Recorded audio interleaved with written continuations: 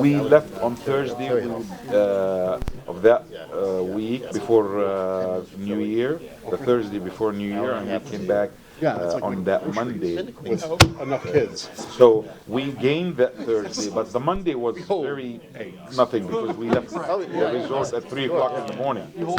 So there wasn't. We were back in here in Tampa around 10.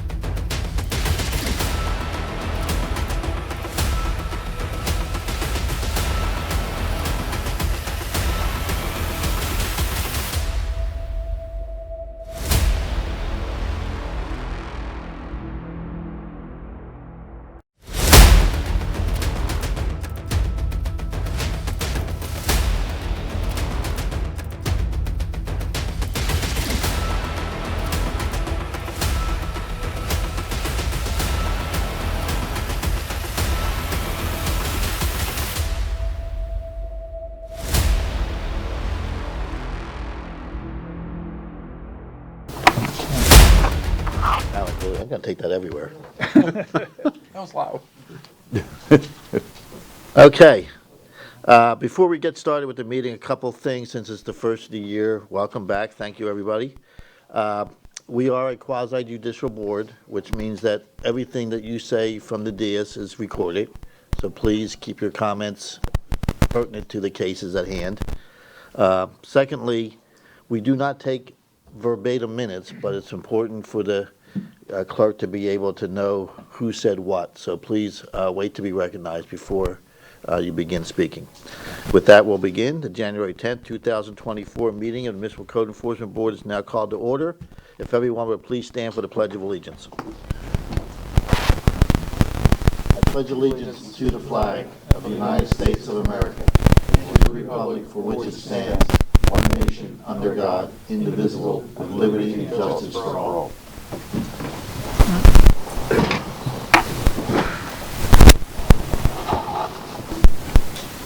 Ladies and gentlemen, the Municipal Code Enforcement Board, excuse me 1 minute, before I forget.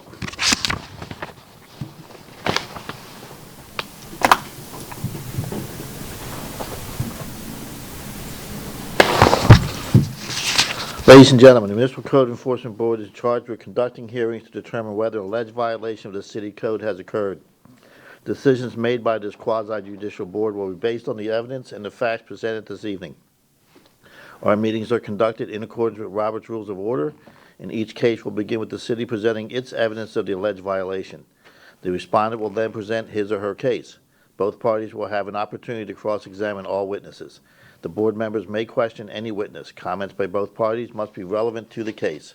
Persons wishing to speak will be given an opportunity to do so by the chair and must address the board from the podium after giving their name and address. Upon request, copies of materials submitted by staff are available for review. Board members are reminded to obtain permission to speak from the chair, and questions of the city should be directed to the attorney for the city. At this time, I'll ask all persons who expect to give testimony this evening to stand and be sworn in by the clerk. Stand for me. Do you swear or affirm that the testimony you're about to give is the truth, the whole truth, and nothing but the truth? Thank you. We will be taking cases out of order this evening. I'm going to let you guys know what the case order is. Our first case will be 235969.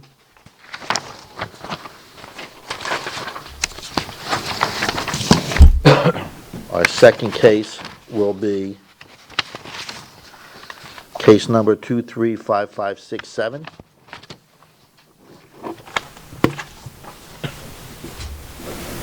Our third case will be 2350164.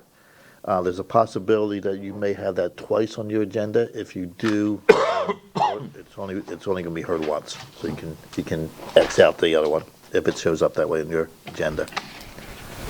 Okay, we ready to get started? Okay, case number 235969.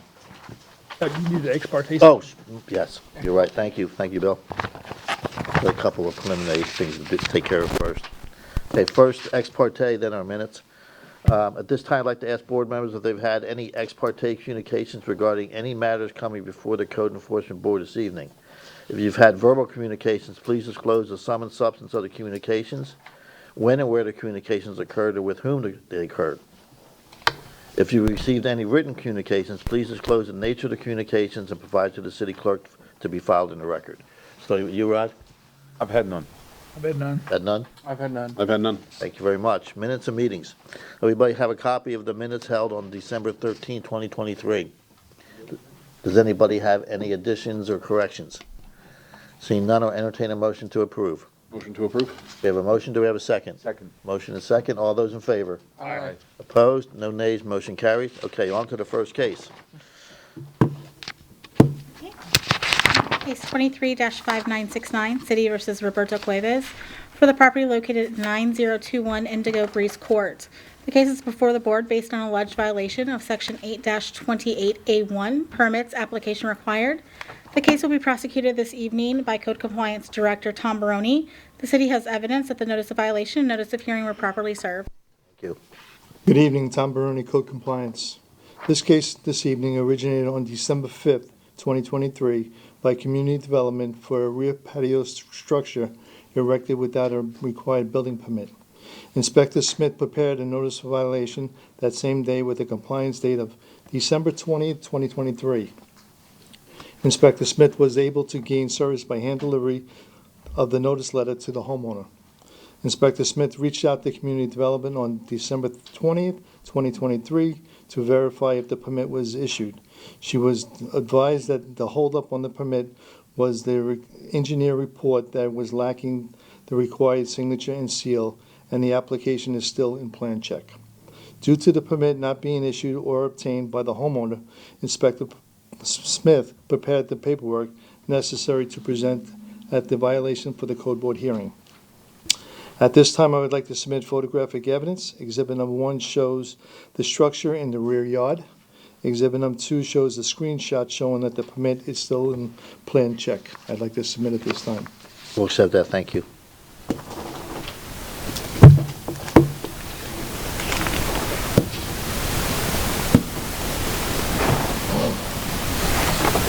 Any questions for the code officer? As of today's date, the permit application is still showing that it's still in plan check, and therefore the property still remains out of compliance. The owner is here this evening to, if you have any questions for me or the... Questions for Just Tom? curious, what is plan check? What's, That means it's being reviewed by the planners and the building official. So it still has to, there's certain paperwork that has to be filled out, and they're still lacking an engineer's report. so it's nothing to do with the city, it's just an the, Information, The is still- application- information is still incomplete. it's Right. incomplete? Yes, Okay. yep. Any other questions for the code officer? The respondent want to respond? Hi, good evening. No, wait, hold on. Come on up, tell us your name and address, and then you can start. Good evening, my name is Robert Cuevas. I live in 9021. Just retired 20 years Air Force, finally. Thank you. Right now, the house, I got the permit from the engineer. He did the plan already. I submit paperwork on December 9, well, in January I submit first time the application, in January this past year.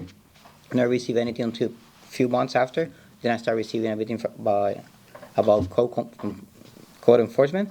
So I start moving little by little because I didn't know not too many people here. I just chose to live in Tampa after retirement, so I still knowing everything. Finally, I got the engineer, I got everything done. I got the paperwork with me, I got the plans from the engineer. I submitted already to the Department of the application. And I've been in touch with them all the time. Sometimes when they need something, they call me, hey, you need this. I just come drive back in here and I do it.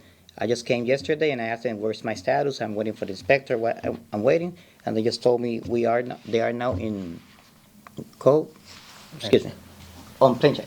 It's in plain check right now at the moment. So I just requesting a little bit more time so they can finish it. I know paperwork is moving and I'm here. So the information that was previously lacking, you've now supplied that, is that what you're saying? Yes. Okay. Yes. When did you do that? December 21st. I submit the paperwork for the engineer, the plan for the engineer. That was on the 19th, and then the 21st, Candace, she called me. I was missing one paperwork, and she filled it up with me. I sat down with her, and she said, we're just waiting for them to keep moving in the city. Okay, so the best of your knowledge, you've now submitted everything that's necessary for them Exactly. to do whatever If they need anything, they can just call me, and I will find whatever they need.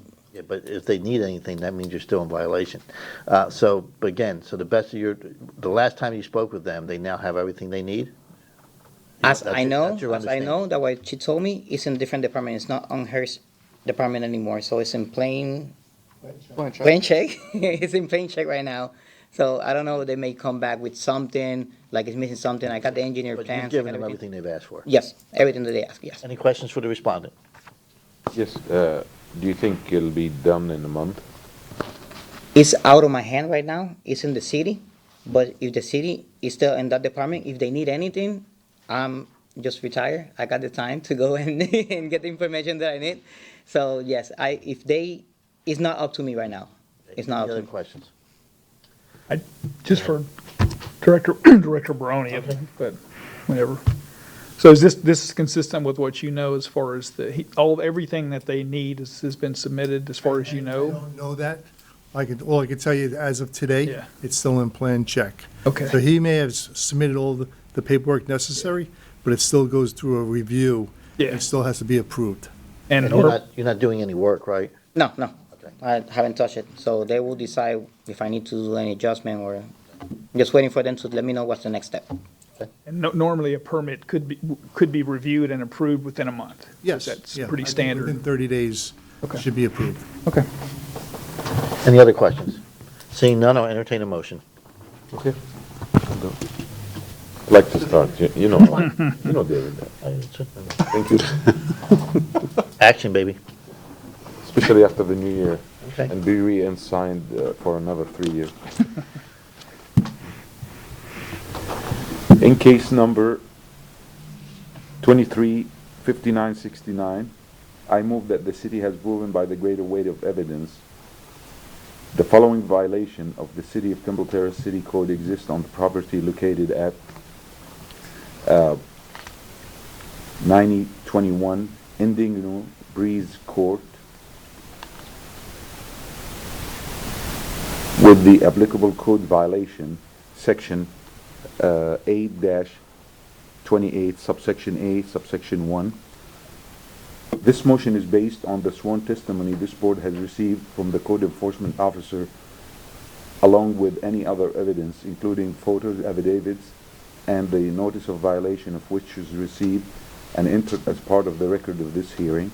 I further move that the said violation be corrected on or before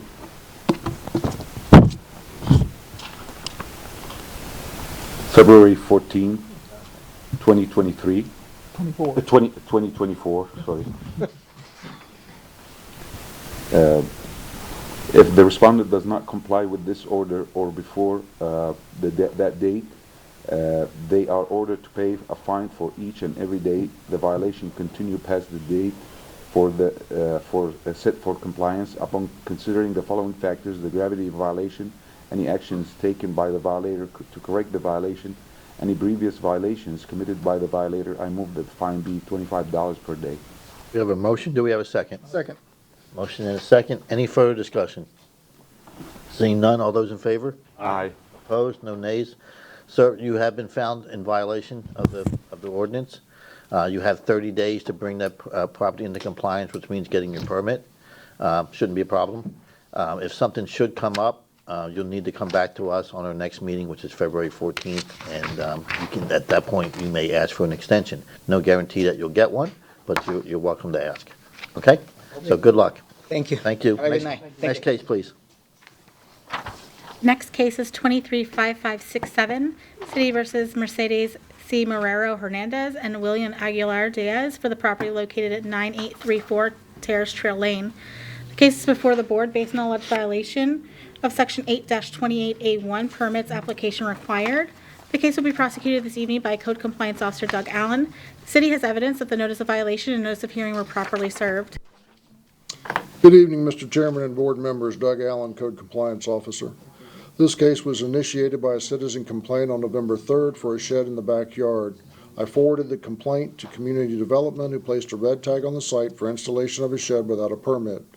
I prepared a notice of violation on November 7th with a reinspection date of November 13th, 2023. I posted a copy at the residence, and a copy was posted at City Hall for the 10-day requirement, and copies were also mailed, both certified and regular mail, to the address of the owner of record. My communication with Community Development showed no permit had been acquired, so a notice of hearing was prepared on December 29th, 2023, and the case was scheduled for the January Municipal Code Board meeting. This time, I'd like to submit photographic evidence taken by myself on September 21st and December 29th. We'll accept those. Thank you.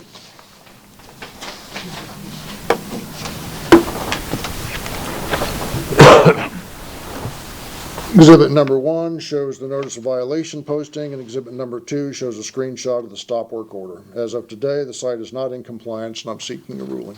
Very good. Any questions for the code officer? Yeah, I guess, do you know a status of the permit, of the application for the I permit? checked Or earlier in the week, and they said that no permit had been applied for. and is there architectural There's design required with this as well? Is it? Until something's don't really applied know? for, I have no idea what. They the- apply, once Oh, they'll find okay. out once they apply. Okay, got you. Okay. Question, is Go it, ahead. is it like an issue of like too close to a fence or too close? Yeah, I'm not able to, we're not allowed to go beyond the front door, Oh, okay. so that's why we had to send it over to the community development, some because they're clarity. allowed Come on up. to go around in different areas that we are not allowed to go to. Okay. So I don't know if it's an issue of the size of the shed, proximity to the fence, or property lines, or, I think we're about to get some clarity on that. Alice Haas, the building official. It's a metal shed that was put in the backyard without a permit. It was too close. They've since moved the shed over. We just haven't got the plans and the paperwork yet and the permit to permit the actual shed. The owners are here, so if you have questions, you can also ask them, but they're in the process of getting us the permit applications and the requirements. Just for everybody's education, if it's under a certain size, you don't need a permit, right? Any shed, if the shed is 151 square feet or less, that's manufactured, brought in on a truck, picked up and sat on the ground, doesn't require a permit. Anything that's assembled on property requires a permit, regardless of the square Regardless of the footage. size. Oh, wow. Okay, It has to be, if it's built, it has to be permitted. okay. That's where we are, And I assume this one was built on yes. site, okay. And It was like the aluminum shed you buy at Home Depot or anything like that. That's what it was. Okay. very good, thank you. Any other questions? Good to know. Did the respondent want to address the board?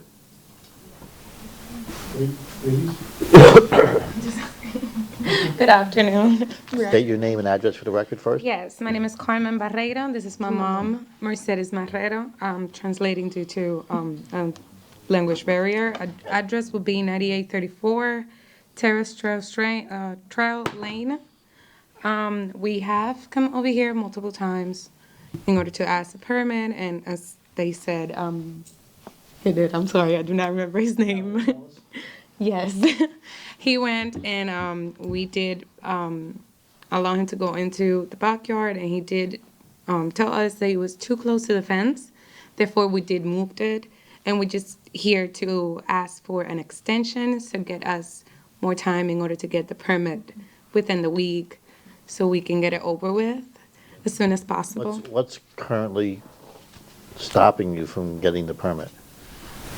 We had to came to here today. That's why. And she did came over here a day or two, un día o dos antes. ¿Cuándo fue que viniste? La semana pasada. She did came here last week. Yeah, last week. Yeah. But she was missing a paperwork, and she was gonna get the paperwork printed. And if I don't mistake, you guys need that paperwork being printed and also in a flash. Yes. So, with that being said, she needed that in order to get the permit. So you think you have all that now? Yes. Okay. ¿Qué cosa? Mira que tú hablas. Oh, also, I'm sorry. The person that was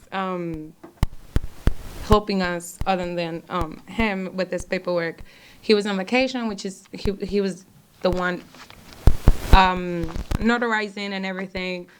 The paperwork for us, he was on vacation, so there wasn't much to do other than her. So you now have all that, it's all notarized? Yes, we do. Did you drop it off today, or you need to just still drop it off? I will drop it off between tomorrow or just within this week. Okay. Any other questions? Thank you, you can have a seat. Okay, thanks. Have a great night. Don't go anywhere. Okay. If there's no other questions, I'll entertain a motion. I'll get this one. Thank you. In case number 23-5567, I move the city is proven by a greater weight of evidence the following violations of the City of Temple Terrace City Code exist on the property located at 9834 Terrace Trail Lane. Applicable code section 8-28 subsection A subsection 1. This motion is based on the sworn testimony this board has received from code enforcement officer along with any other evidence including photos, affidavits, and the notice of violation, all of which is received and entered as part of the record of this hearing. I further move that said violations be corrected on or before February 14th, 2024. If the respondent does not comply with this order on or before that day, they are ordered to pay a fine for each and every day the violation continues past the date set for compliance. Upon considering the following factors: the gravity of the violation, any actions taken by the violator to correct the violation, and any previous violations committed by the violator, I move that the fine be $25 per day. Okay, we have a motion, do we have a second? I'll second. Motion is second, any further discussion? Seeing none, all those in favor? Aye. Opposed? No nays, motion carries. I think you need to do your certification for the translation. Yeah, Yeah, I didn't know. yeah, because I want to explain to her what just transpired, so. Can you, both of you come on back up? Because the violation is in your mother's name, right, not yours? Yes, under her name. Okay, so we're going to have to go through a little process here. Since you're translating, Yes. we're gonna just, you know how we did an oath for intelligence, we're gonna do a translator oath. Sure. So, you swear or affirm that the translation you make from English to Spanish and Spanish to English is a true and accurate translation? Yes. Okay, so now I'm going to explain to you what's happening. I want you to explain it to your mother, and then I want you to have her let you know she understands, and you're going to tell us. Okay? So you've been found in violation.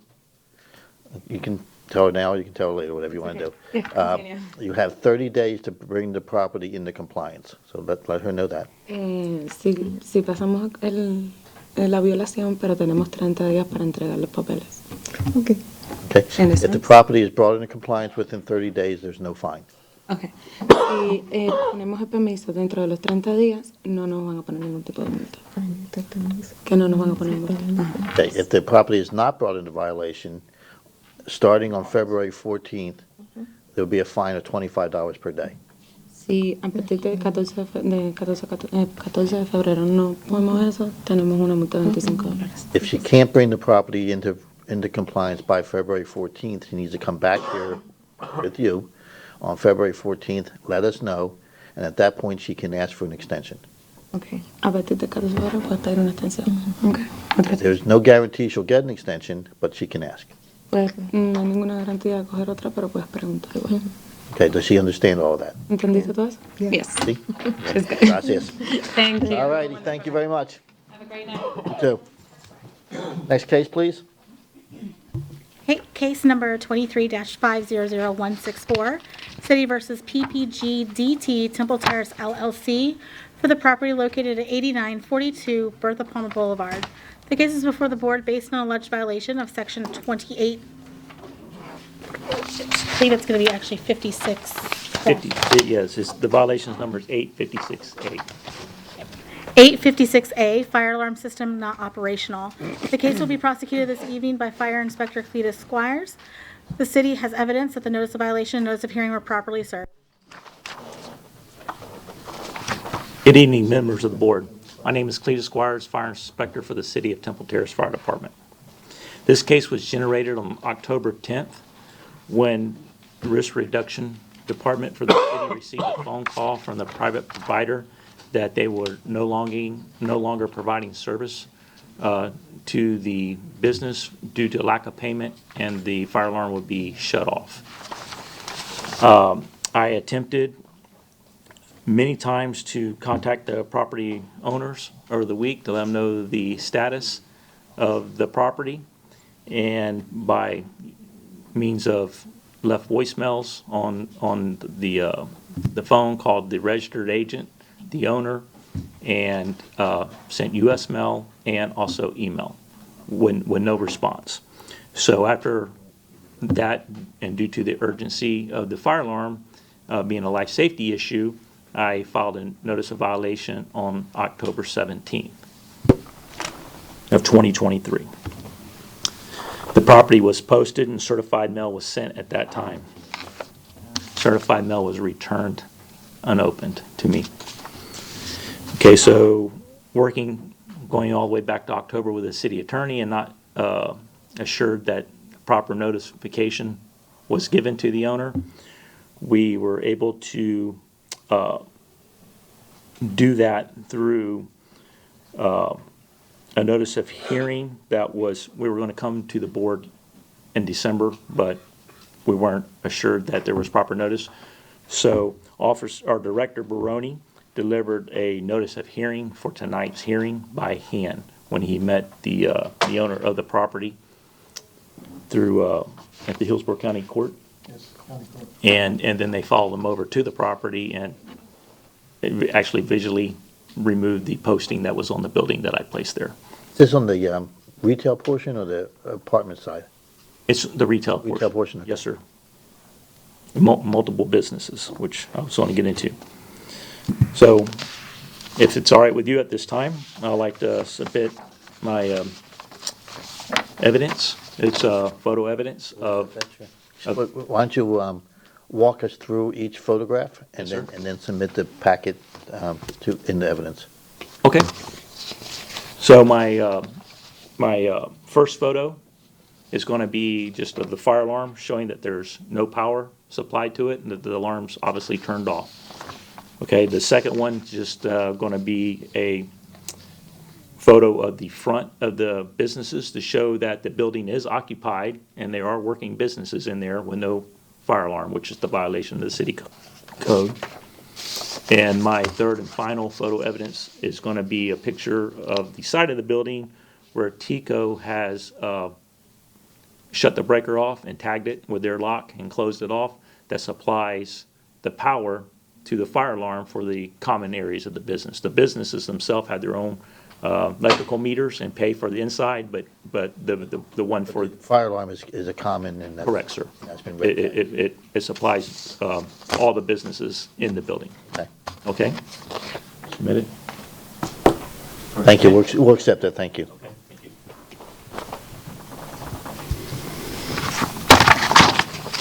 So have you ever been able to make contact with the No, owner? no, sir, I have not, to this day, since October to now.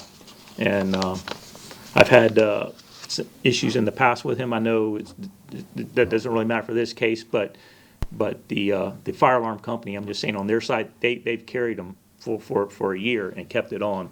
Wow. And they just said they can't afford to do that anymore. They're not in business to do that. So they notified me of that, okay? So at this time, as of today, the property is still out of compliance. I actually viewed it even today just to make sure. And requires several steps to bring that back up into compliance. First of, the power needs to be turned back on. The fire alarm needs to be serviced because it hasn't been serviced now in almost 2 years since the fire alarm has been serviced. And with that, they'll make sure that the devices are still all working properly and the batteries and everything's working properly and certify it. And so that's about it. It's something that could be done fairly quick. He's just got to make the move. The one I can't speak to is how long it's going to take for him to address it where TECO to turn the power back onto that situation. Oh, and he's got to come to terms with the fire alarm people, right? Well, the fire alarm people, I'm sure if he makes good on it, they will show up pretty quick, as per my conversation with the fire alarm provider.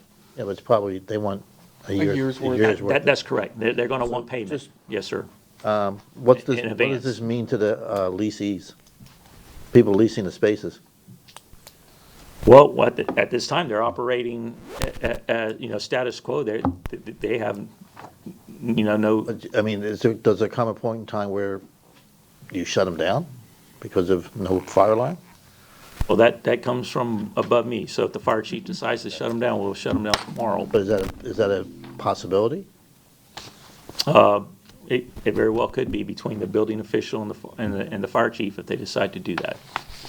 But plus, there is, your point is, I'm thinking you're getting to it, there is a life safety issue. Yeah.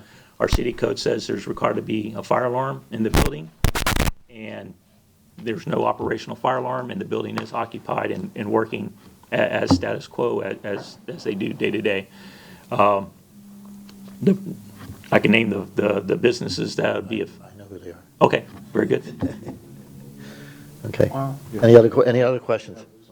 Sure. Is this the downtown area? The new? Yes, sir. downtown area? Yes, sir, the shops, the fountain shops. Who's I just missed it. The responsibility of the shopping plaza owner to have that operating. Yes.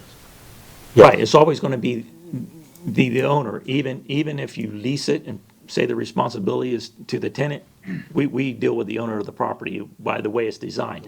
So, The way it's working right now is the tenants pay their own electric bill, but the fire alarm system is powered by a common electric that is paid for by the developer owner. The bill. Yes. correct, so those particular buildings since the inception of them being built, were designed exactly as just stated. They have a common fire alarm for all the businesses in there. And that's something that, I don't know what their individual leases are, but it's required, whoever takes care of it. From our standpoint, it doesn't matter, but it was set up, and that fire alarm was put in there and tested prior to any of those businesses being occupied in there by myself. That's when they first built the shopping center. That's correct. They got the CO and all that. Correct. Everything was operational. Absolutely. Yes. But, like I said, by myself, I checked it myself, so. Any other questions? Go ahead. Quick question. How often does the fire system need to be certified? Every 12 months. Okay, so they were already out of compliance with that anyway, because it had been, you said, 2 years. That's true. As far as being out of, they didn't have their inspection, but it was still operational, so it would have went off. Other words, it still would have worked, Okay. even though it wasn't But inspected. what you're saying is all this stuff can happen at once. You just turn the power on, you go down and recertify it, and we're good, hopefully we're good to go as long as there's no faults. Well, correct. He's got to have the power turned on and the fire alarm turned back on, and it's because it's being dispatched and monitored. That can happen pretty quick as long as all it takes is money, right? Sure, you just take the money. Yes, sir. There's probably as far as the fire alarm, I don't know if being it's been turned off, if there is going to be any problems with that, being it hasn't been serviced, as your point now, in a couple of years. But I don't imagine it's a new system, other than maybe putting a battery or something in the panel, right? Which can be done probably within 30 minutes to an hour service call. So they have the battery on the truck. Yeah. Correct. Okay. Any other questions? I Go ahead. just to be clear, so right now, there's no way for anybody, for the city to know, or the fire department to know that there's a fire. I mean, it would smoke, basically. There's no other alarm system, the businesses don't have their own alarm systems or anything like that. So there's 4 individual buildings down there. 2 of them have alarm systems. One of the ones that have the alarm system has a sprinkler system in there, the large restaurant. But they're taken care of by the tenants, the other being the bank and the restaurant. Okay. The 2 other buildings that have multiple tenants are the 2 in violation. Okay, for the plaza, and they only have a fire alarm, they don't have a sprinkler system, but the fire alarm's been turned off, the supplies that. So you're correct, if there was an issue at any one of those buildings, there would be no notification for the people to evacuate the building, and there would be no call to a dispatch to call fire. Someone would have to manually call by a phone. Okay. And Any other questions? pass her by. Thank you, sir. Yes, sir. And the respondent is not here? No, sir. Okay. I've never met him. The attorney has met him. I've never seen him, so. He's not here tonight. But I don't think he's here. Okay. And if I may, Mr. Chair, I also wanted to point out to the board that there are 2 previous violations with this property. If you looked on your lien list, they're going to be Trash numbers bin thing. 73 Trash. and 76. So we have, as you know, if you determine that a fine should be assessed, Yeah. the fact that there's other violations is. Thank you. One other question, is there any difference as far as the maximum fine to be assessed for this type of violation versus We're still, because of the size of the city, we're capped at the 200 250? Okay, a day. A day. per day, right. Okay. Any other questions? Seeing none, I'll entertain a motion. I'll do that. Thank you.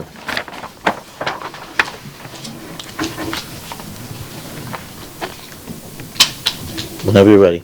Yes. In case number 23-500164, I move that the city has proven by the greater weight of evidence the following violations of the city's Temple Terrace City Code exist on the property located at 8942 Bertha Palmer Drive, Boulevard, sorry. Look, with the applicable code violation, Section 8 23-56, subsection A, fire alarm system. This motion is based on the sworn testimony this board has received from the code enforcement, from Cletus Squares Risk Reduction Fire Department.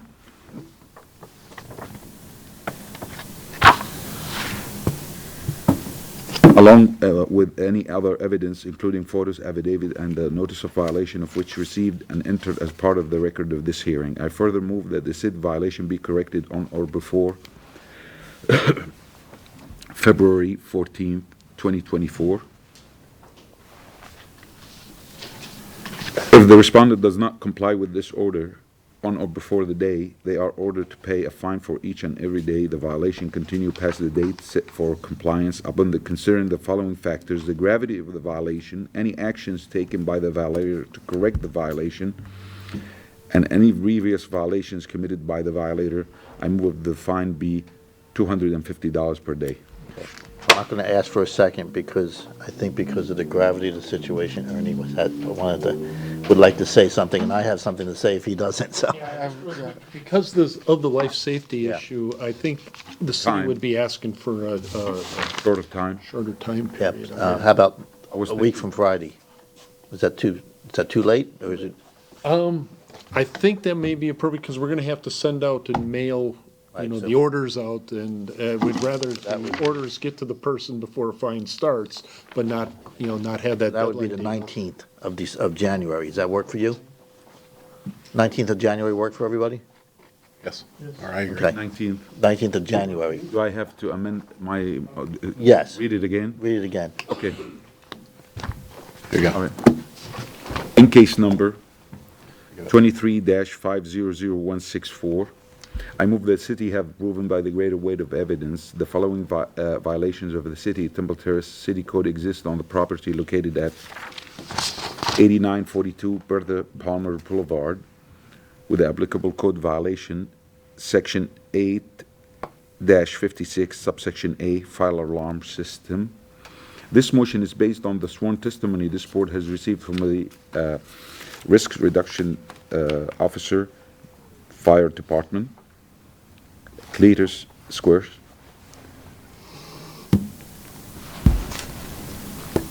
Along with any other evidence, including photos, affidavit, and notice of violation of which received and entered as part of the record of this hearing, I further move that said violation be corrected on or before January 19th, 2024. If the respondent does not comply with this order on or before that day, they are ordered to pay a fine for each and every day the violation continue past the date set for compliance. Upon considering the following factors: the gravity of the violation, any actions taken by the violator to correct the violation, any previous violations committed by the violator, I move that the fine be $250 per day. We have a motion. Do we have a second? Second. Motion and second. Any further discussion? Well, Go ahead. they already owe almost 80,000 in accruing fines. They already owe a year's worth of fees. Is there anything else that the city can do to put pressure on them aside from just giving them more fines? No. Okay. Sure. He's got a big book out, so. Yeah, we had discussed that, and Ernie, yeah, just introduce yourself. oh, I'm sorry, Ernest Mueller, Deputy City Attorney. If we don't get any response on this, I talked with Mr. Barone, and our plan would be probably to take this to the court, to the criminal Okay. court. Also, I like the fact that they can shut him down, shut the business. Well, that doesn't hurt him. It hurts the. It hurts the small businesses. But they're paying rent. Yes, they're paying. Yeah, so. They still have to pay rent if they shut down, though. And they're paying, I assume they're all paying rent, so it's not a good situation. Okay, if there's no further discussion, all those in favor? Aye. Opposed? No nays, motion carries. Next case, please. Okay, we're gonna go to unfinished. It's gonna be the second one on unfinished. Okay, 23-3311, City versus Abdul Hussein Sharbani. For the property located at 332 Sunnyside Road, the deadline for compliance is tonight at midnight.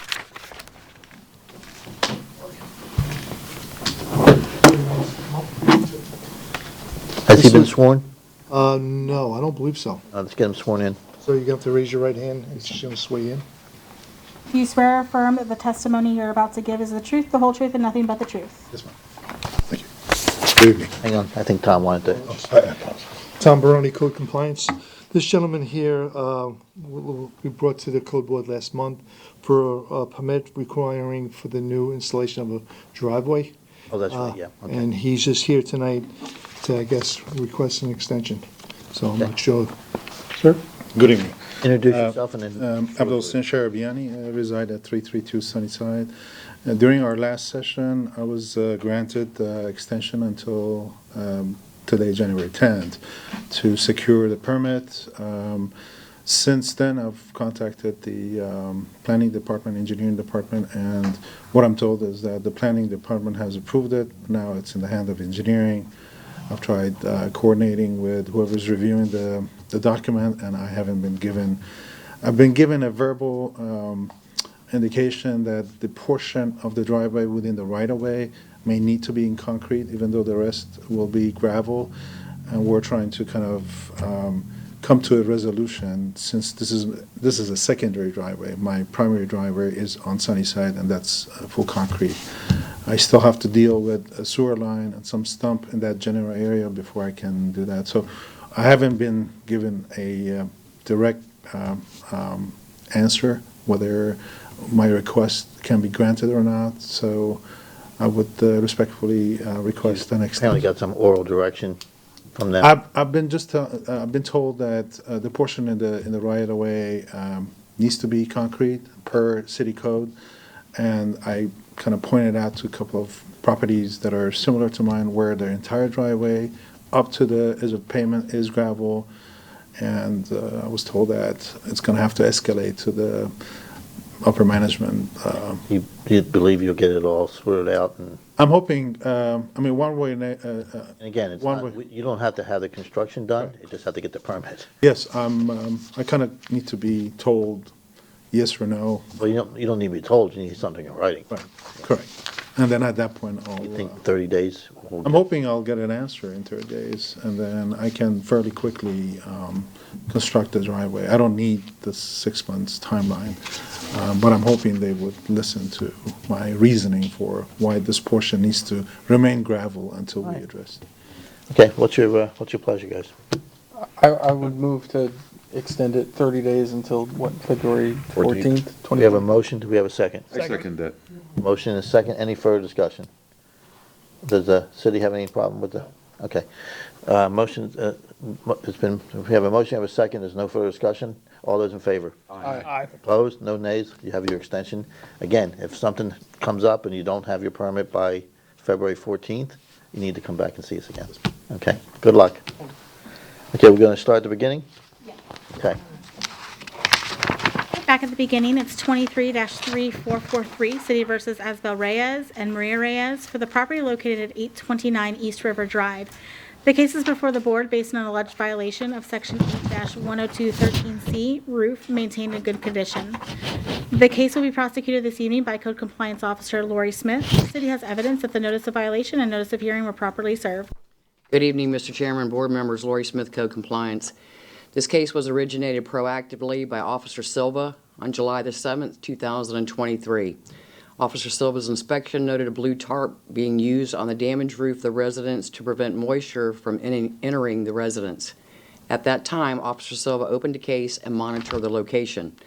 On August the 11th, 2023, Officer Silva noted no change, so Officer Silva left door hanger with a compliance date of September the 20th, 2023. On August the 22nd, 2023, Officer Silva was contacted by Ms. Reyes in reference to the violation. Officer Silva ascertained the roof was damaged during Hurricane Ian and the blue tarp on the roof was from the insurance adjuster. Ms. Reyes provided a copy of the letter from the insurance adjuster via email to Officer Silva. During Officer Silva and Ms. Reyes' conversation, additional time was granted and advised eventually the city would move forward with a notice of violation if the roof was not repaired. Officer Silva's inspection on October the 24th, 2023 noted no change. Therefore, a notice of violation was prepared with a compliance date of November the 27th, 2023. No one was at home, so Officer Silva posted the notice letter at the front door. He also requested copies be sent certified and first-class mail to the owner of record. On November the 27th, 2023, Officer Silva received a phone call from Mr. Reyes advising a settlement was reached with the insurance company and that the roof was going to be repaired. On December the 14th, 2023, Officer Silva inspected the property and noted the blue tarp still on the roof. At this time, I would like to submit photographic evidence taken by Officer Silva of the violation. We'll accept that, thank you. Thank you, sir. Hello. Exhibit number 1 shows a notice letter posted at the front door. Exhibit number 2 shows the blue tarp on the roof. As of today's date, the site remains out of compliance, and I am seeking a ruling. Any questions for the code officer? Yeah, have you had any communications? No, sir, I have not. I have not had any communication with the homeowners. So no excuses, no reasons why they might be having an issue with. Sir, I have no idea. There's been a change. Officer Silva retired. I'm the new inspector for the zone, but they could have called code and, said they wanted to give some kind of update. They knew, the case was still out of compliance. I have not received any messages to return any phone calls. I have not been contacted by email. So the last communication was by Officer Silva. And you don't Any have other questions? any internal, you obviously have not been in the house, you don't know of any. No, sir. How bad it is as far as the. No, sir, I do not. Okay. We know the house is occupied Yes, sir. as residence. Yes, sir. We also The know tarp that is you still need a on. settlement check. Yes, sir. Yeah, supposedly. Okay, any other questions for the code officer? And of course, the respondent's not here, so with that, I'll entertain a motion. Thank you. Yes, sir. I'll do it. Okay.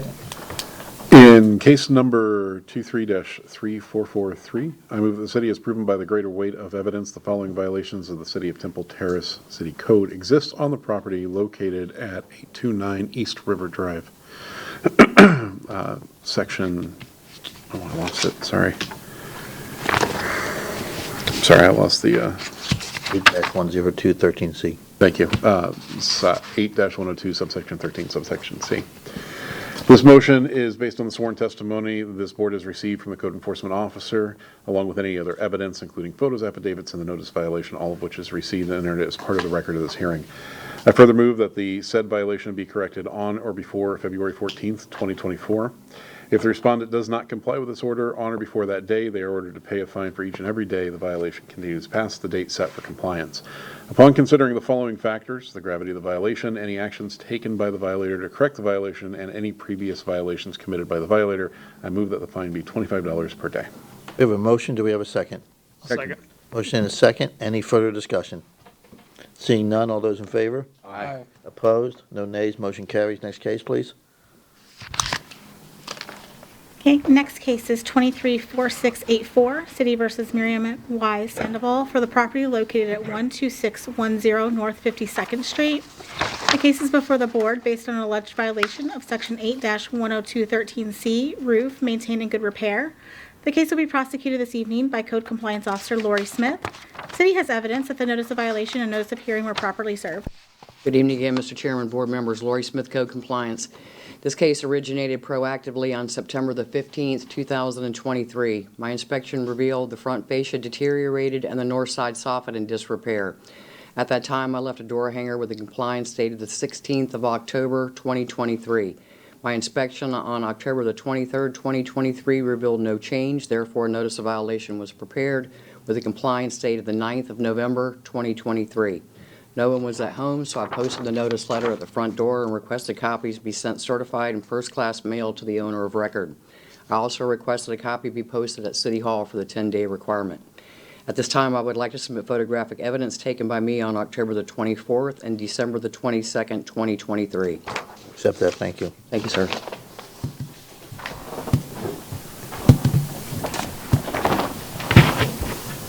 Exhibit number 1 shows a notice letter posted at the front door. Exhibit 2 and Exhibit 3 shows the front fascia in disrepair. Exhibit number 4 and number 5 shows the north side soffit in disrepair. Mr. Chairman, I contacted the homeowner on November the 9th and also on December the 4th, 2023, concerning the violations. However, I have not heard back from the resident. As of today's date, the site remains out of compliance, and I am seeking a ruling. Thank you. Any questions for the code officer? Yes, is it all over the house or whatever you could see? It's, from what I could see, sir, it was, the front fascia and the north side soffit. Any other questions? Seeing none, I'll entertain a motion. All right, I'll do this one. Thank you.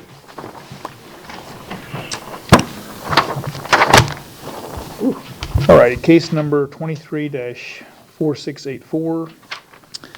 I move that the city is proven by a greater weight of the evidence the following violation of the City of Temple Terrace City Code exists on the property located at 12610 North 52nd Street. Code Section 8-102, subsection 13, subsection C. This motion is based on the sworn testimony this board has received from Code Enforcement Officer Lori Smith, along with any other evidence, including photos, affidavits, and the notice of violation, all of which is received and entered as part of the record of this hearing. I move that said violations be corrected on or before February 14th, 2024.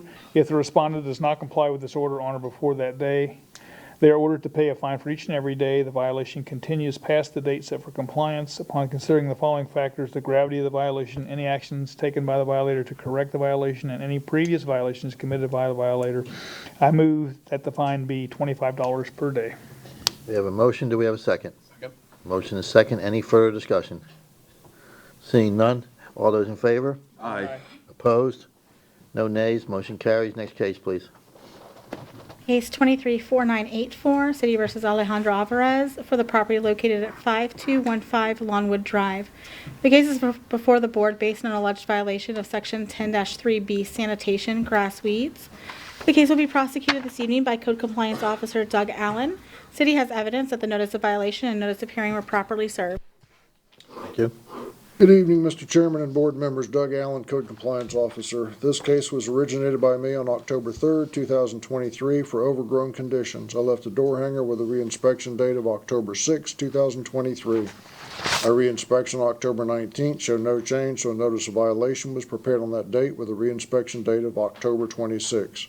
I posted a copy at the residence, and a copy was posted at City Hall, and copies were mailed, both certified and regular mail, to the owner of record. My reinspection on December 21st showed no change, so I prepared a notice of hearing on that date, and the case was scheduled for the January Municipal Code Board meeting. This time, I'd like to submit photographic evidence taken by myself on October 11th and December 21st, 2023. We'll accept those. Thank you.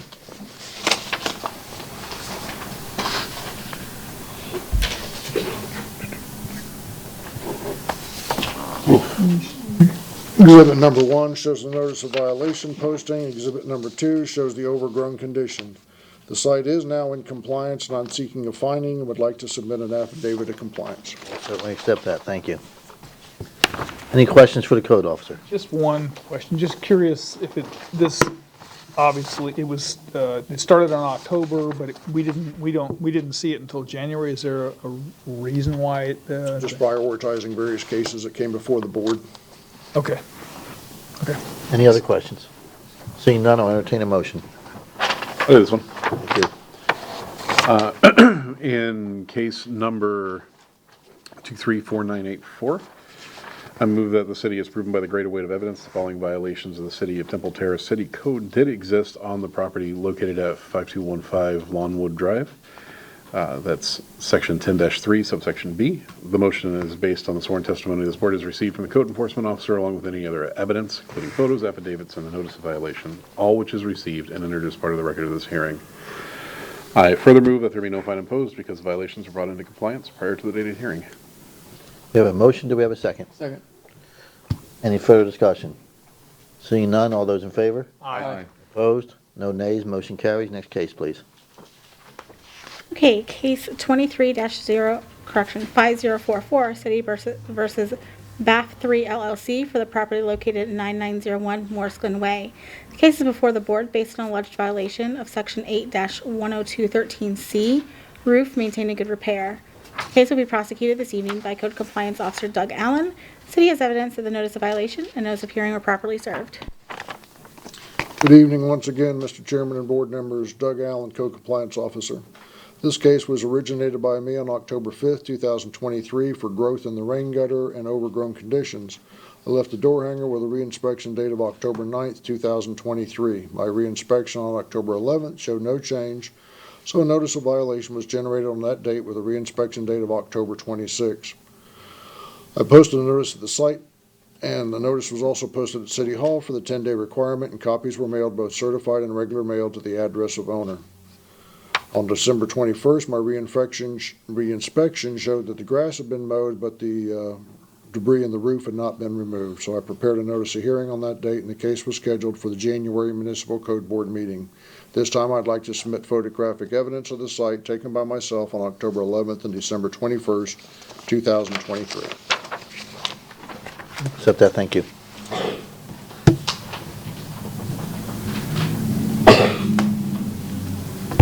Exhibit number 1 shows the posting of the notice of violation. Exhibit number 2 shows the growth in the rain gutter. It's a little bit difficult to see just how close we were able to get to take it, but it's about a 3 to 4 foot long streamer of. Put that back up.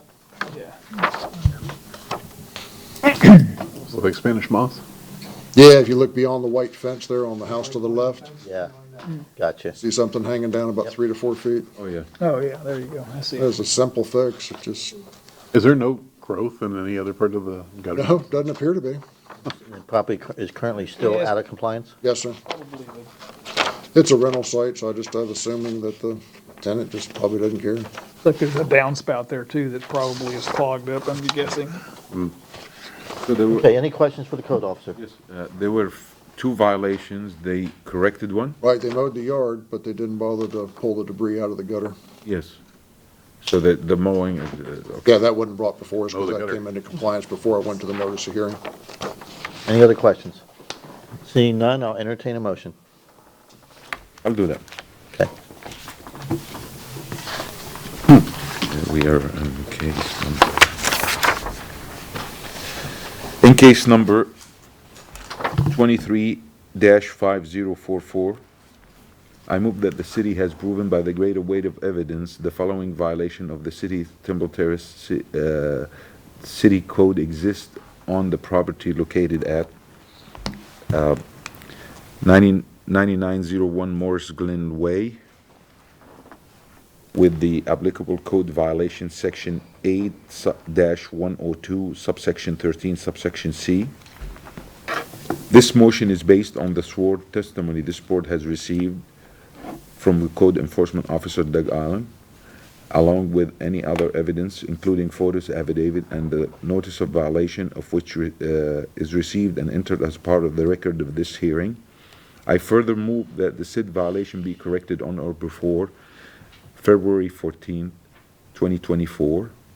If the respondent does not comply with this order on or before that day, they are ordered to pay a fine for each and every day the violation continue past the date set for compliance.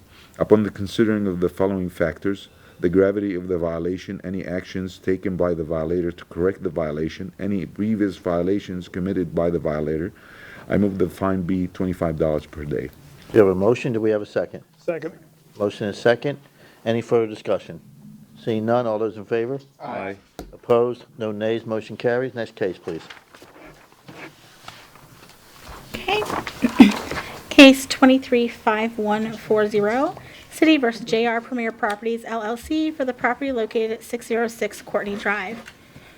The case is before the board based on alleged violation of Section 8-28A1. Permits application required. The case will be prosecuted this evening by Code Compliance Director Tom Baroni. The city has evidence that the notice of violation and notice of hearing are properly served. And let me correct that address. It's a 608 Courtney Drive. That's what I have. Good evening, Tom Baroni, Code Compliance. This case this evening originated by Inspector Jose Silver on October 11, 2023. His inspection that morning noted a carport wall was enclosed with new windows. Later that morning, a check with Navaline noted no permit was obtained for the work. Inspector Smith Silver took a photograph of the work and was sent over to Community Development.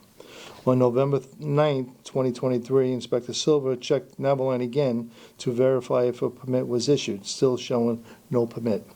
At this time, Inspector Silver prepared a notice of violation with a compliance date of December 9th, 2023. He posted the notice at the front door of the violation and requested copies to be sent out certified in first-class mail. He also requested a copy to be posted at City Hall for the 10-day requirement. A stop work order was posted at the property by building inspector on November 12, 2023. A check with Community Development on December 15, 2023 noted no change in the status of the permit. At this time, I'd like to submit photographic evidence of the violation. Exhibit number 1 shows the notice of violation posted at the front door, and Exhibit 2 shows the photo taken by Inspector Silver on October 11, showing the newly installed windows on the south side of the carport. I'd like to submit it this time. We'll accept those, thank you. Thank you.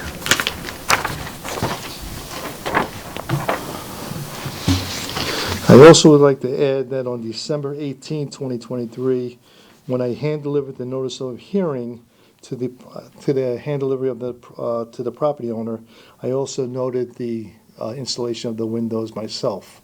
So Jose Silver is not here tonight to verify it, but I'm verifying that I saw the violation myself. Okay. Still there. Well, as of that inspection on January 10th, which was Monday, he demoed the construction work. So he brought the status back to the original state that it originally was. So he took the windows out, and now it's just back at the original state it was. So no permit is required. So it's in compliance. So it is in compliance. Okay. Wow. Okay? So I'm going to submit an affidavit of compliance at this time as well. Interesting. Okay. Okay? Thank you. We'll accept that. You can see in this photo, the windows. Yeah. Yeah, I saw them. They're not there anymore. Wow. They're no longer there. Okay. Any other questions for the code officer? Out of curiosity, what's the cost of that permit? About how much is The violation. This is good. Yeah, $600 or $700. That might explain it. Yes. So it just has holes in the wall. Well, it's just one big opening. Like it was before? Yes. Okay. Okay? Any other questions? Seeing none, thank you. Seeing none, I'll entertain a motion. All right, I'll do this one. Fine. Let's find the right one here. Okay, so in case number 23-5140, I move that the city has proven by a greater weight of the evidence the following violation of the City of Temple Terrace City, oh, sorry, never mind. Case number, let me start over again. 23-5140, I move that the city has proven by a greater weight of the evidence the following violation of the City of Temple Terrace City Code did exist on the property located at 608 Courtney Drive. Code violation, section 8-28, subsection A, subsection 1. This motion is based on the sworn testimony this board has received from Code Enforcement Director Tom Baroni, along with any other evidence, including photos, affidavits, and a notice of violation, all of which is received and entered as part of the record of this hearing. I further move that there be no fine imposed because the violation was brought into compliance prior to the date of this hearing. Here we have a motion. Do we have a second? Second. Motion is second. Any further discussion? Seeing none, all those in favor? Aye. Opposed? No nays. Motion carries. Next case, please. A case 23-5588, City versus Curtis D. Gay, for the property located at 12305 North 53rd Street. Case is before the board based on an alleged violation of Section 10-34, sanitation, keep premises clean. The case will be prosecuted this evening by Code Compliance Officer Lori Smith. City has evidence that the notice of violation and notice of hearing were properly served. Thank you. Good evening, Mr. Chairman, board members, Lori Smith, Code Compliance. This case originated proactively on November the 7th, 2023. My inspection revealed an inoperable vehicle with no tag on the driveway, a trailer stored in the front yard, interior debris accumulation on the front porch, and tires beside the driveway. At that time, I left 3 door hangers with a compliance date of the 15th of November, 2023. My inspection on November the 27th, 2023 revealed the utility trailer had been moved. However, the remaining violations were still outstanding. Therefore, a notice of violation was prepared with a compliance date of the 12th of December, 2023. This property is no trespassing, so I posted the notice at the front property line and requested copies be sent certified and first-class mail to the owner of record. I also requested a copy be posted at City Hall for the 10-day requirement. At this time, I would like to submit photographic evidence of the violations taken by me on October and November 27th, 2023. Accept those, thank you. Thank you, sir. Thank you, Lori. Exhibit number 1 shows the notice letter posted at the front property line. Exhibit number 2 shows the inoperative vehicle with no tag on the driveway. Exhibit 3 shows interior debris accumulation on the front porch. Exhibit number 4 shows tires and auto debris by the driveway. Exhibit number 5 shows interior furnishings on the front porch. As of today's date, the site is now in compliance, and I'd like to submit an affidavit of compliance. I'm just looking for a finding. Certainly accept that, thank you. Any questions for the code officer? Seeing none, I'll entertain a motion. I'll do this one. Thank you. In case number 23-5588, I move that the city approve by the greater weight of evidence the following violation of the City of Temple Terrace City Code did exist on the property located at 12305 North 53rd Street with the applicable code violations, Section 12-860 and Section 10-34 sanitation. This motion is based on the sworn testimony this board has received from the Code Enforcement Officer Lori Smith, along with any other evidence, including photos, affidavit, and the notice of violation of which received and entered as part of the record of this hearing. I further move that there be no fine imposed because the violations were brought into compliance prior to the date of this hearing. Okay, we have a motion, do we have a second? Second. Motion and a second. Any further discussion? Seeing none, all those in favor? Aye. Opposed? No nays. Motion carries. Next case, please. Next case is 235644, City versus David Bruce Phelps and Jan D. Phelps for the property located at 11014 Cinder Lane Place. The case is before the board based on a alleged violation of Section 8-28A1, permits, application required. The case will be prosecuted this evening by Code Compliance Officer Lori Smith. The city has evidence that the notice of violation and notice of hearing are properly served. Thank you. Good evening once again, Mr. Chairman, board members, Lori Smith, Code Compliance. On November the 9th, 2023, I was contacted via email by Community Development requesting a notice of violation to be completed referencing the open stop work orders at the residence. At that time, I completed a notice of violation with a compliance date of the 27th of November, 2023. Affidavit of service was obtained by hand delivery to Bruce Phelps. At this time, I would like to submit a screenshot of the stop work order in Center Square. Accept that, thank you.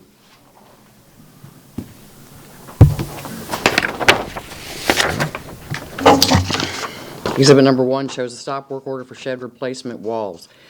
Mr. Chairman, Ms. Phelps came to Community Development the day the notice letter was delivered. She provided additional documentation that was not on the original application. On January the 2nd, 2023, Ms. Phelps contacted me by phone and indicated the shed was still up and said that she would be taking it down. As of today's date, the site is now in compliance. I'd like to submit an affidavit, sir, and I'm just looking for a finding. You can submit the affidavit, but just for clarification, I believe I heard you say January 2nd, 2023. You meant 24, correct? Yes, sir. Okay. Yes, sir. No problem. Thank you, and we'll accept that. Thank you, sir. Thank you for the clarification. Thank you. Thank you. So the shed is out. Yes, sir, it has been taken down. Any questions for the code officer? Seeing none, I'll entertain a motion. Do this one. Thank you. In case number 23-5644, I move that the city has proven by the greater weight of evidence the following violation of the City of Temple Terrace City Code did exist on the property located at 11014 Cinder Lane Place. It's Code 8-28, subsection A, subsection 1. This motion is based on the sworn testimony this board has received from the Code Enforcement Officer, along with any other evidence, including photos, affidavits, and the notice of violation, all of which is received and entered as part of the record of this hearing. Further move that there be no fine imposed because the violations are brought into compliance prior to the date of the hearing. We have a motion. Do we have a second? Second. Motion and second. Any further discussion? Seeing none, all those in favor? Aye. Opposed? No nays, motion carries. That completes our hearings. On to unfinished business. Okay, unfinished business. We're going to start with case 23-1848, City vs. Anthony Moore and Jillian Moore for the property located at 941 North River Hills Drive. The deadline for compliance is tonight at midnight. Case number 234683, City vs. Mariah Selensky and Dominique Selensky for the property located at 325 Brentwood Drive. The deadline for compliance was December 13th, 2023. An affidavit of non-compliance was submitted by Officer Jose Silva for Section 10-34, dated December 14th, 2023. Case number 234772, City vs. Carlos Alberto Rivera and Evelyn Rivera for the property located at 8008 Dorado Court. The deadline for compliance is tonight at midnight. Case 234825, City vs. Anthony Moore and Jillian Moore for the property located at 941 North River Hills Drive. The deadline for compliance is tonight at midnight. Case 235007, City vs. Alejandro Alvarez for the property located at 5215 Longwood Drive. The deadline for compliance was December 13th, 2023. An affidavit of compliance was submitted by Officer Doug Allen for Section 12-860, dated December 14th, 2023. Case number 235152, City vs. Aldwin LLC for the property located at 405 Park Ridge Avenue. The deadline for compliance was December 13th, 2023. An affidavit of non-compliance was submitted by Code Officer Doug Allen for Section 8-28A1, dated December 14th, 2023. Case number 235495, City vs. Milton Vernon for the property located at 5417 Rainbow Drive. The deadline for compliance is tonight at midnight. Case 235531, City vs. Roy Peretz and Kathleen Sarah Lerner for the property located at 6006 Soaring Avenue. The deadline for compliance was December 31st, 2023. An affidavit of non-compliance was submitted by Code Director Tom Baroni for Section 22-91, dated January 2nd, 2024. I have cases not on the agenda. Case number 222060, City vs. Before you do that, I've got one other case, 5152. 5152. The City vs. Aldwin LLC for the property located at 405 Park Ridge Avenue. Yes. The deadline for compliance was December 13th, 2023. An affidavit of non-compliance was submitted by Code Officer Doug Allen for Section 8-28A1, dated December 14th, 2023. Thank you. Okay. Now on the agenda, case number 222060, City vs. Ron Mogerman TT Holdings LLC for the property located at 12909 North 56th Street. An affidavit of compliance was submitted by Code Officer Lori Smith for Sections 12-1043 and 12-1047, dated December 22nd, 2023. This case is no longer accruing a lien. Case 226653, City vs. Helen R. Carl Brown for the property located at 707 Aberdeen Circle. The city offered a lien reduction on this property. The offer was accepted in the settlement amount of $300 and city cost of $254.91, totaling $554.91 has been paid. Yay. Case 231696, City vs. Mission Street Homes LLC for the property located at 7815 Ballard Drive. An affidavit of compliance was submitted by Officer Allen for Section 12-921, dated January 4th, 2024. This case is no longer accruing a lien. That's it. Very good. Any other board action? Just curious, what is this? I don't know what this is. Motions for lien? Are you about to find out? Okay, all right.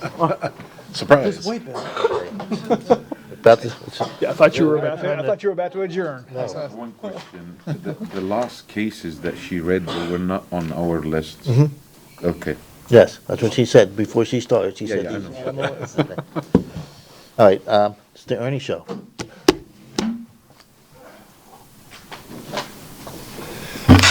All right, good evening, Ernest Mueller, Deputy City Attorney. As the board has taken an interest in, wanting to address some of these cases on the liens list that we have. Ernie, what he's referring to is the spreadsheet, so if you want to open that up, he's going to be referring to that often, so. Sorry, Ernie, go ahead. Hey, no problem. So before we, can address these liens and needed to go through them and make sure that the liens are still collectible and good, or whether they're, really gonna be impossible to collect. So I'd like to go through actually 12 of the cases with you tonight, and we'll be asking you to, if we could, if you agree, to remove those from the liens list. Yeah, Brian, you've all good been with given the, a list of the motions required to remove them. And you also have the spreadsheet that shows you the address and what liens, what fines have accrued, et cetera. So our first one is going to be line number 30, which is the Willie J. MacArthur. Was for a violation at 214 Redwood Avenue. This was a tree cutting violation, and actually the Willie MacArthur was Willie's Tree Service. The tree that was removed, the property owners thought that the tree cutter was going to get the permit. But anyhow, the property owners, they did mitigate the violation by doing the replacement. The tree did need to be removed. I can certainly show this photograph to you. You can see the tree was right next to the house. So just so you know. But it was, like I said, it was mitigated, but the city did proceed against the tree cutter, the tree trimmer for that. The code board had ordered a fine of $250 a day and capped it at $3,500. The tree trimmer company was administratively dissolved in 2015. The city arborist is satisfied with the mitigation and said the tree's location was problematic and would have easily qualified for an arborist letter if that violation occurred today. Since we're not gonna, since the Willie's Tree Service is gone, I really think this is going to be a lien that's going to be impossible for us, close to impossible for us to collect. And again, code violations are normally against the property. Remember, the tree trimmer didn't have property for us to really lien other than perhaps a truck and a chainsaw. So at this time, would ask that due to the circumstances that I've presented to you, that this case be removed. Just so you all understand, for each of the 12, I only got 8, but, well, there's multiples, okay. So for each of the 12 liens that Ernie's going to be discussing, we will need a separate motion to remove it from the lien list, which is why you have that motions for removal lien list. So if the board so desires, I will now entertain a motion to remove case number 10-0502 from the city liens list. I have a motion to remove case. Well, read the motion, please.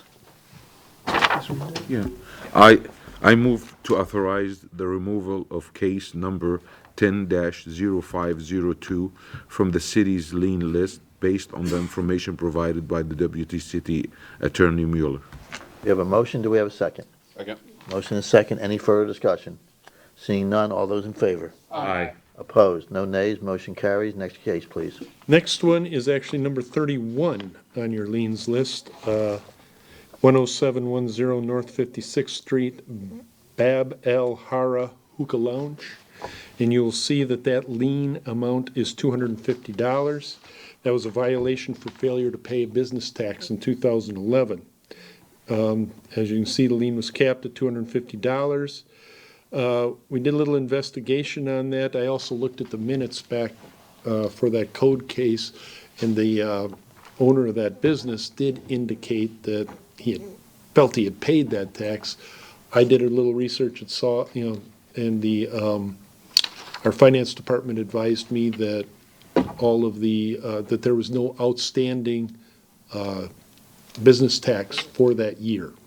Also, the business no longer exists. So, for those reasons, I would be asking the board to remove the $250 lien from this liens list. I'll entertain a motion.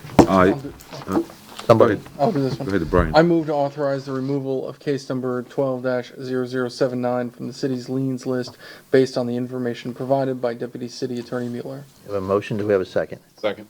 Motion and second, any further discussion? Seeing none, all those in favor? Aye. Opposed, no nays, motion carries. Next case, please. Right, next one, so the next 10 cases, yeah, great, are all foreclosures. So I want to give you, use this PowerPoint to give you a little idea of the foreclosure process and why I will be asking these be removed because we've been foreclosed out. You'll see that important dates on, for a foreclosure case, the first one is when was that mortgage recorded? Because in the state of Florida, first in time, first in right. So if our lien is recorded after the mortgage, we're going to be subordinate to that mortgage, and if it does get foreclosed out, there stands a real good chance, based on a couple of circumstances I'll explain to you, where we'll be foreclosed out. The next important date is what's called the Liz pendants. The purpose of a Liz pendants, and that comes in, that gets recorded at the same time that the foreclosure complaint is filed. What that does, the Liz pendants, by being recorded in the official record, is supposed to put everybody on notice that this property is in foreclosure, and if you record some sort of lien or judgment after this date, it will be wiped out. All right. The next date, of course, is we go through the foreclosure process. At some point, there will be a judgment by the judge saying, granting the foreclosure and would set a sales date. The property will get sold at auction, and then once that happens and it transfers to a new owner, that's when a certificate of title is issued, and it's upon the issuance of that certificate of title that any of the subordinate liens are going to be wiped out at that point. All right, so thanks to Alan's work. All right, so and the next case we'll be looking at is case number, number 3 on the liens list, which is 8210 Broward Place. And you'll see on the screen here that our lien was recorded, well, the mortgage was recorded on 5/24/2006.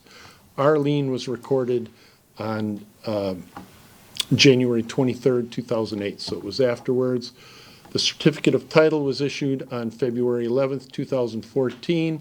Since our lien was subordinate to the mortgage, at that point, we were foreclosed out. What does foreclosed out mean? I'm just. It means it's no longer attached to that property. Okay. Let me check something real quick. Now, what it does do, our liens do attach to other non-homestead property that would be in the county.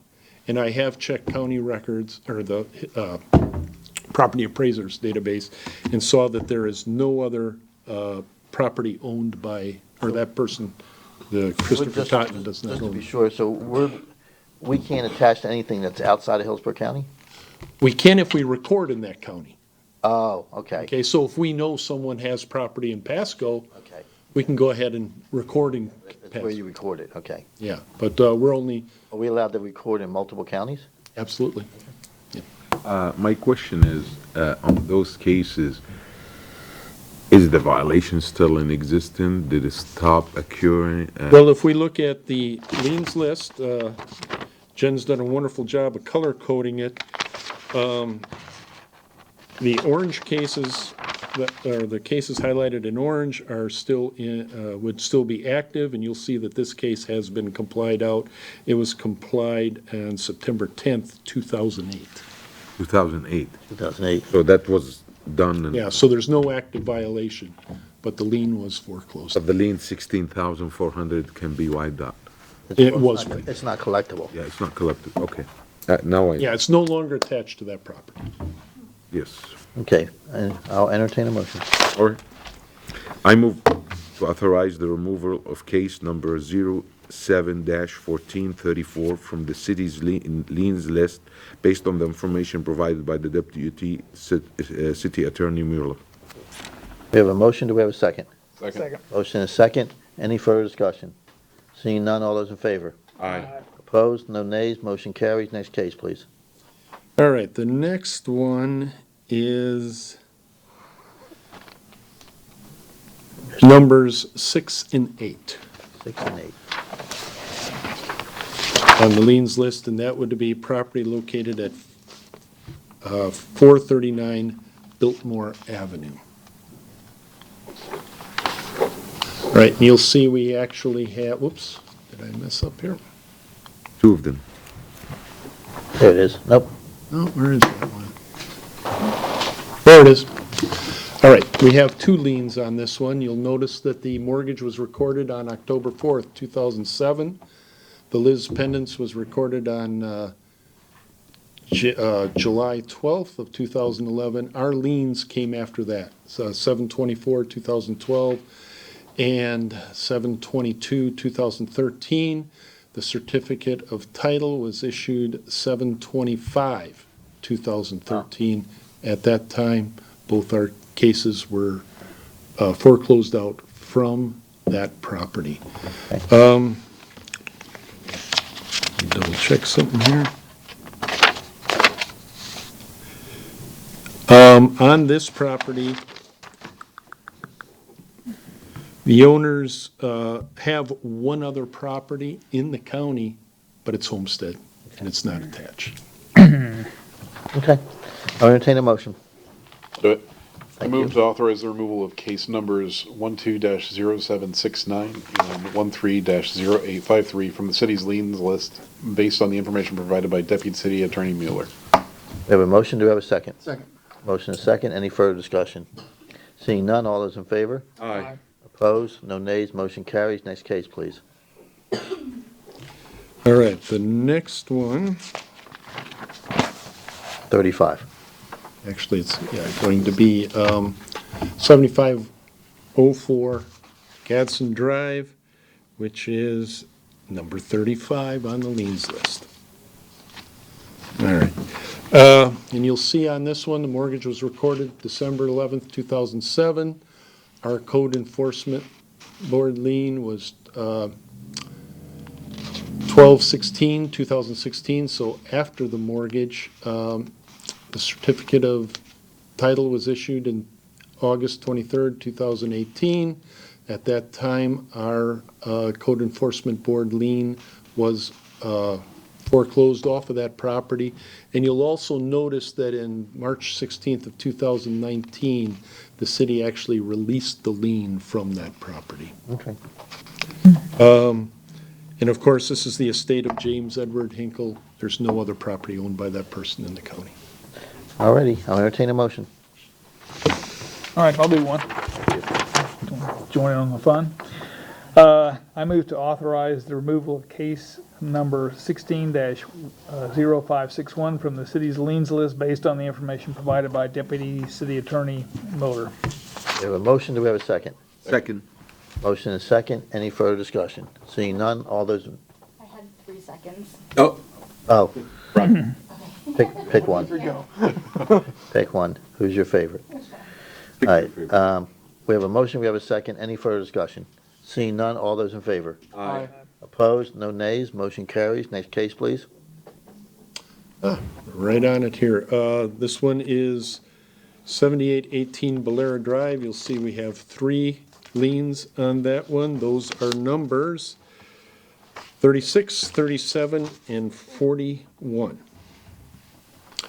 The mortgage was recorded June 6, 2007. Liz pendants, July 25th, 2013. Our liens were 2016, August 11th, 2016, August 19th, 2016, and November 29th, 2018. You'll see that that last one occurred after the mortgage was foreclosed, but all our notices went to the previous owner and not to the new owner. So we have bad notice for that last one. And again, I checked the property appraiser's database, and I saw that this person did not own any other properties in the county. Plus, our liens were after the judgment was issued, so wouldn't matter anyway, would it? I'm sorry, what's Our that? liens were issued after the judgment was issued, so it probably wouldn't matter. Absolutely, I mean, yeah, but usually I'm looking at that window between the the Liz pendants and the certificate of title. If we were, This one, if we we're had still one. in a viable window, we can get property that's not property, like, well, that's not land. We can get motorcycles, trucks, campers. Absolutely, yeah, right? personal property that, yeah, and I think was there the $2,000 homestead on exemption on $2,000 worth of personal. But that, and that wouldn't be shown up, that wouldn't show up on the property appraisers. No. You have to go do a search some other some other way, right? And I mean, this person's already lost. No, no, I'm saying, if the circumstances were right, if we had a good window. Yeah. If the fine was big enough, if we had a good window, and even if they didn't own property in Hillsborough County, but they had a motorhome, we could go after that. Correct. It would be an extra step. It's not as easy as, doing a foreclosure on actual non-homestead property. We would, I think, have to convert it to a judgment and then be able to do that. My other question is, when you, Federal National is a bank, it was owned by the bank? Yeah, it was I think at the time, that third violation, but not the second one. And again, these violations are probably occurring, if you noticed on that one. Brian, can we go back to that? Thank you. You'll see it was 5 years for that foreclosure to finish up, and if someone's left the property or whatever else, that's what's gonna cause your violations, is the fact that it was going through foreclosure. Bill, you had a question? I was just curious how these cases come before the board, if it's knowledge, that the knowledge is already there that that the property is, the list pendants has been filed, how does that even get in front of the? I do not believe at the time that they were aware that the Liz pendants, that this property was in foreclosure. I'm not sure, I wasn't here at the Right, time. yeah, I wasn't blaming you, I just was curious how. Yeah. Just sometimes the electronic records at the county level takes time to update and stuff, so. Well, that, or I don't know if it was checked. Yeah. I Maybe it don't know. wasn't checked. But going forward, you guys are, I guess, checking to see, is that something that you would proactively do to? Well, it's something I'd probably talk to the department on and see whether they have the resources to even do that too. Okay. Okay. Can I just add something there? Yes. So you bring up a good point. Back then, the Director of Code Enforcement wanted us to present those cases, so this way, it was out in the public that we were addressing the violations. So the grass at that Bollara Drive was 3 feet high. Oh.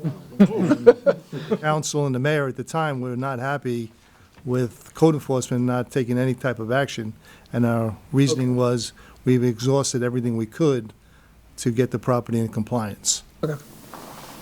Does that make sense? Thank you. Thanks. Okay. Okay, so I'll now entertain a motion if there's no other questions. Yes, I'll do this one. Thank you. And those are three. I Yes. move to authorize the removal of case numbers 16-0600, 16-0659, and 18-1014 from the city's lien list based on the information provided by Deputy City Attorney Mueller. We have a motion, do we have a second? I'll second. Motion is second. Any further discussion? Seeing none, all those in favor? Aye. Opposed? No nays. Motion carries. Next case, please. Yes, the next one is for 9406 Allen Brooks Street. That will be case number 38 on the liens list.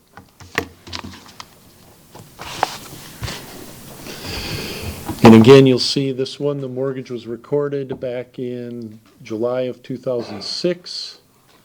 Our code enforcement board lien, well, actually, the Liz pendants was filed and recorded in June of 2013.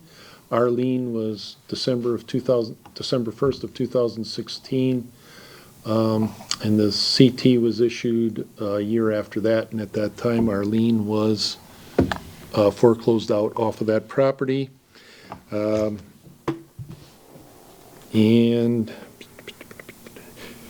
I did check the property appraisers, and there was no record of this property owner, the property owner at that time, owning any other property in the county. Okay. If there's no other questions, I'll entertain a motion. I'll get this one. Thank you. I move to authorize the removal of case number 16-1487 from the city's liens list based on the information provided by Deputy City Attorney Mueller. We have a motion, do we have a second? Second. Motion is second. Any further discussion? Seeing none, all those in favor? Aye. Opposed? No nays, motion carries. Next case, please. All right, and the last one. It's going to be 5301 Rainbow Drive. Those are cases 39 and 40 on the liens list. And as you'll see, mortgage was recorded February 2014. Liz pendants filed in May 5th, 2017. Our liens were November 28th, 2017, and April 24th, 2018. CT was issued November of 2018. We fell in that window. We were foreclosed out at that time.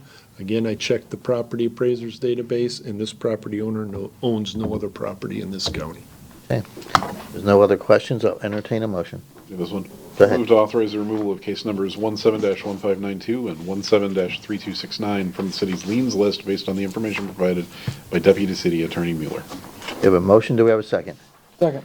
Motion is second. Any further discussion? Seeing none, all those in favor? Aye. Opposed? No nays, motion carries.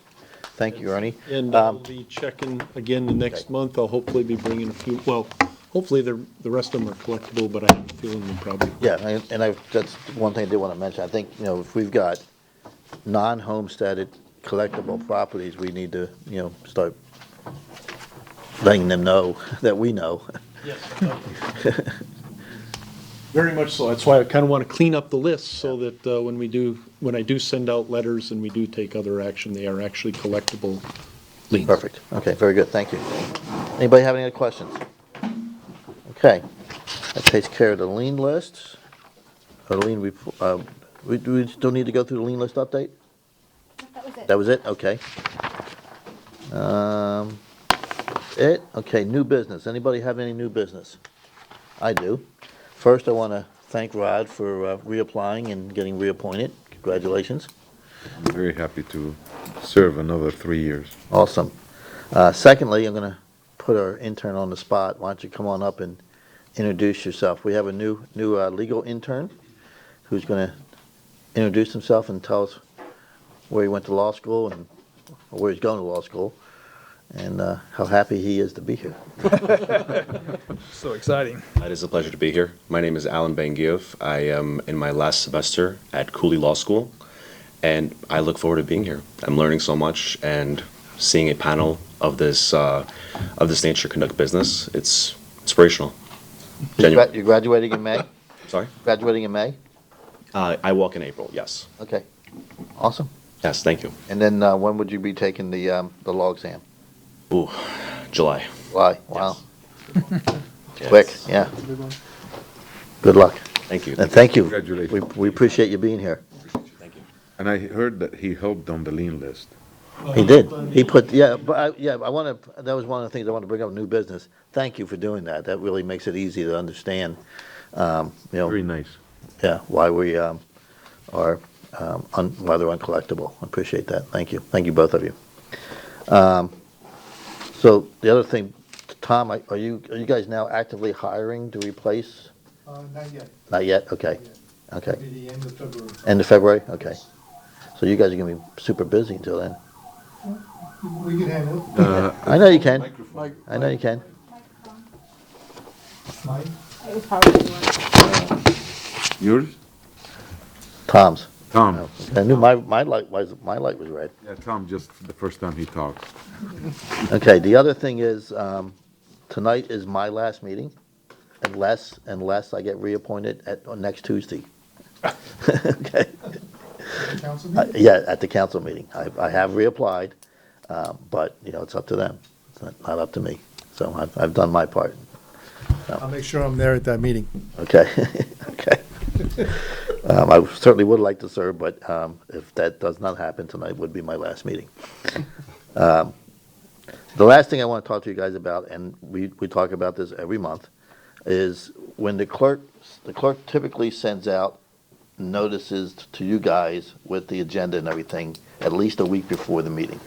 In that email, you will see, let me know if you're going to be here or not. Please try to promptly respond to that. I know emergencies come up and you can't be here, but we pretty much all know our travel plans a week in advance. The clerk's office has many more things to do the Wednesday of the meeting than chasing us down to figure out if we have a quorum or not. So check your emails, respond promptly, so she's not spending time trying to call us to see if, whether or not we're gonna be here, whether or not we have a quorum or not, okay? Sometimes we like to hear from her. Well, then you call her. That's true. You call her, bring her a treat, she likes that. Very happy to hear from you. You'll hear from her at the meeting, okay? And she'd be very happy to know you'll be there, so she can hear from you. I'm always here. Okay, but it's nice, we need you to officially respond, and don't respond all, but respond to her, and respond promptly, so we know we have a quorum, and you guys can do all your catching up, get here early, you can do all your catching up then. I like your point that you have plenty of time to notify her. We meet once a month, so if you have plans to travel, Yeah. you have plenty of time to notify her. I understand you're all volunteers, but you volunteered to do something, and let's all strive to cooperate with the clerk's office. They got lots to do. I think that's it. Motion to adjourn. We have a. Oh, it doesn't count. It doesn't count unless it comes from my mouth. Okay, so I'll entertain a motion to adjourn. Motion to adjourn. I'll second. Second, all those in favor? Aye. All right, we are adjourned. Thank you very much.